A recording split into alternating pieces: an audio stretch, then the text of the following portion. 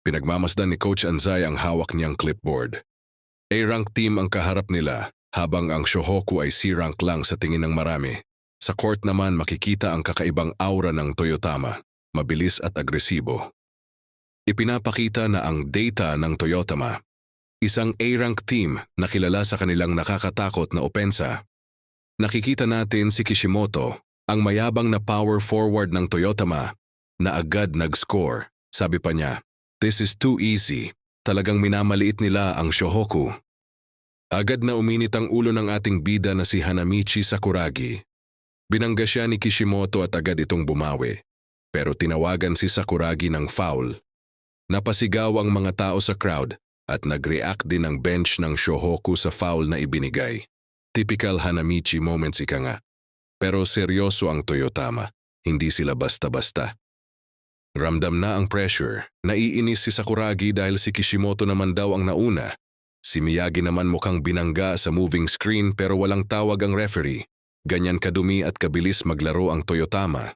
Run and gun ang kanilang estilo at mukhang nalilito ang ating mga pambato.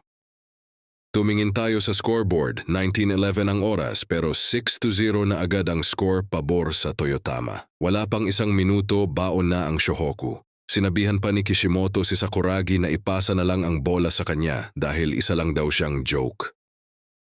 Ito na ang ace ng Toyotama, si Minami. Sa isang iglap, tumira siya ng isang quick-release three-pointer. Ang bilis ng galaw niya, parang hindi man lang nag-set ng tira. Talagang pang-nationals ang level. 9-0 na ang score, 9 na puntos sa loob lang ng isang minuto. Natataranta na ang Shohoku bench. Maski si Akagi at Rukawa ramdam ang bigat ng laro. Hindi makapaniwala si Kyota dahil nakaka-score ang Toyotama sa paraang naisin nila. Sabi ni Coach Anzai, "They're all skilled individuals." Ibig sabihin hindi lang yabang ang dala ng Toyotama. Ang mga barkada ni Sakuragi umaasang manalo sana sila, kahit sa first round man lang. Pero sa mga nangyayari malabo itong mangyari. Si Haruko inaming magagaling ang Toyotama, pero ayaw niya sa kanila. Samantala sa loob ng court, hinarap ni Minami si Rukawa. "Be more aggressive," hamon niya sa ating ace. Talagang psychological warfare ang ginagawa nila. Pumasok sa eksena ang mga pamilyar na mukha, ang kainan. Pinapaliwanag ni Maki bukod sa isang talo nila sa Daiei team, ang Toyotama ay nag-a-average ng 130.5 points per game. Grabe yon. Offense-oriented team sila na mahilig makipagpalitan ng baskets. Tinalo rin nila ang Shoyo noong nakaraang taon sa Nationals. Kung ang Shoyo nga natalo nila ng tambak, paano pa kaya ang Shohoku na 2 points lang ang lamang sa Shoyo? Magiging interesante itong pagsubok para kay Sakuragi, lalo na kung siya ay nag-improve simula nung regionals. Balik sa court, sinimulan na namang asarin ni Kishimoto si Sakuragi. "Bakit ba kita binabantayan, hindi ka naman pinapasahan ng bola," sabi niya. Alam ni Kishimoto kung paano paputukin ang fuse ni Hanamichi. At ayun na nga, sumabog na si Sakuragi. Sumigaw siya kay Ryota, "Pasa!" Gigil na siyang ipakita ang resulta ng kanyang training. Akala ni Kishimoto nagbibiro lang si Hanamichi pero iba ang tingin sa mata ng ating bida. Nakuha ni Sakuragi ang bola. Lahat ay nagulat dahil akala nila idudunk niya o itatakbo sa ilalim. Pero tumigil siya, nag-focus, at sumigaw ng "Eat this" training camp shot. Ang 20,000 shots na tinira niya nung training camp, dito na ba magbubunga? Mataas ang arc ng bola, lahat ay nakatingala. Ang bench ng Shohoku, si Haruko at maging si Coach Anzai naghihintay sa resulta. Ayon lang, airball. Sa sobrang lakas ng tira, nasalo ito ni Kyota sa may crowd. Akala natin ito na ang redemption arc pero epic fail pala. Tawanan ng buong stadium. Maski ang mga kaibigan niya hindi mapigilan ng tawa. Agad siyang sinub-out ni Coach Anzai si Sakuragi dahil sa sobrang kahihiyan. Sa huling pahina, makikita ang statistics ng Osaka Regionals kung saan second place lang ang Toyotama sa likod ng Daiei Gakuen. Pero kahit second place sila, kitang-kita ang bagsik nila. Si Sakuragi, ayun, nakatungo, frustrated dahil it wasn't it.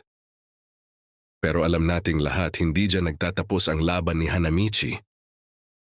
Maiksing commercial muna, shoutout pala sa mga nag-comment sa Slam Dunk noong nakaraang linggo. Take care po and God bless. Kitang-kita niyo naman sa cover. Seryoso si Sakuragi. Binabanat niya yung shorts niya at halatang frustrated. Pero kapag seryosohan na, dito natin makikita ang tactical genius ni Coach Anzai. Bad news para sa Shohoku, 9-0 ang score pabor sa Toyotama.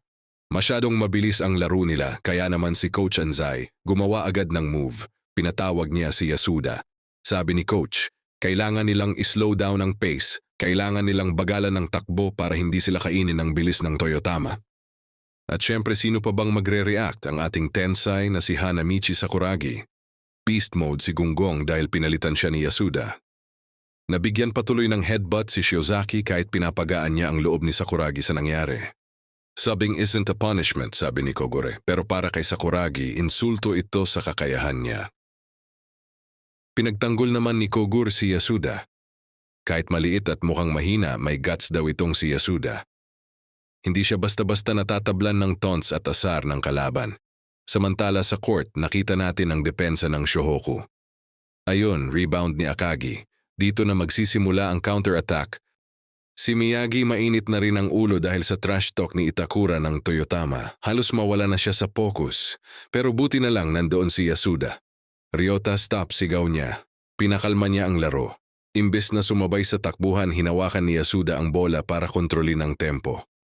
Alam ni Coach Anzai ang ginagawa niya. Ang Toyotama dehado sa mabagal na laro. Kitang-kita ang gulat sa mukha ni Miyagi at nasayang pa ang chance para sa fast break. Kasi mga idol, iyon ang bitag. Pinili ni Yasuda na iset up ang plays imbes na makipagkarera. Heto na, let's take our time, sigaw ni Yasuda. Ito ang laro na hindi sanay ang Toyotama, ang standard half-court game. Bakit?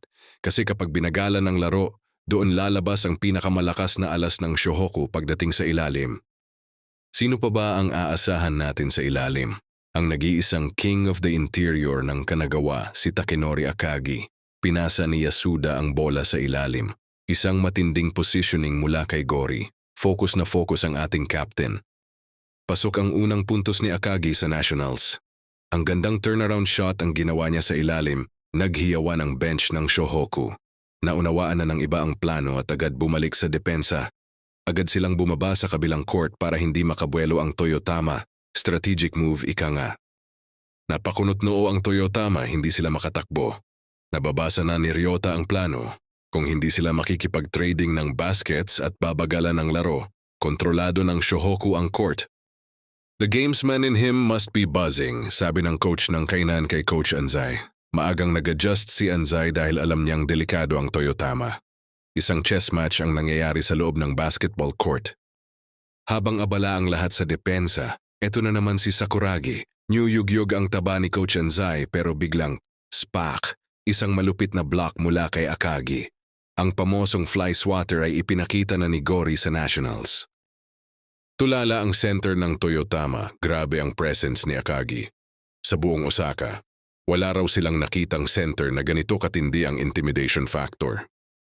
Let's take our time uli ni Yasuda, confident na ang Shohoku. Another play para kay Akagi, kitang-kita ang takot sa mata ng defender niya. Hindi nila mapigilan ang lakas ni Gori sa low post. Heto na ang climax ng chapter na ito mga idol. Isang dambuhalang dunk mula kay Akagi. Halos mawasak ang ring, wasak din ang moral ng Toyotama. Grabe ka naman Akagi, hindi ito kinontes ng bantay niya kahit alam niyang dun siya atake. Gorilla dunk, nagwawalang sigaw ng crowd. Mula sa 9-0 na tambak sa loob lang ng 10 minuto dikit na ang score sa 15-14. Pinatunayan ni Akagi na national caliber player na siya, kahit ang mga scouts napahanga sa laro ni Gori. Pero sa sideline, malungkot ang ating bida. Ano ang silbi ng 20,000 shots ko kung nakaupo lang ako, isip-isip ni Sakuragi. Halos maiyak na siya sa inis habang nagmamakaawa kay Coach Anzai na pabalikin siya sa loob. At dito na lumabas ang pagiging motivational ni Coach Anzai. Sabi niya kay Sakuragi, "You are our trump card." Isang salita lang, buhay na naman ang dugo ng ating tensai. Akala niya siya na ang bida ulit. Mapapakita na ba ni Sakuragi ang pinaghirapan niyang 20,000 jump shots? O di kaya isang malaking airball ulit ang masasaksihan natin? Pero sa huli, napaisip din si Sakuragi kung niloloko lang ba siya nito at diyan nagtatapos ang chapter mga kaibigan. Abangan ang susunod na episode kung makakapasok na ba ang ating trump card sa laro.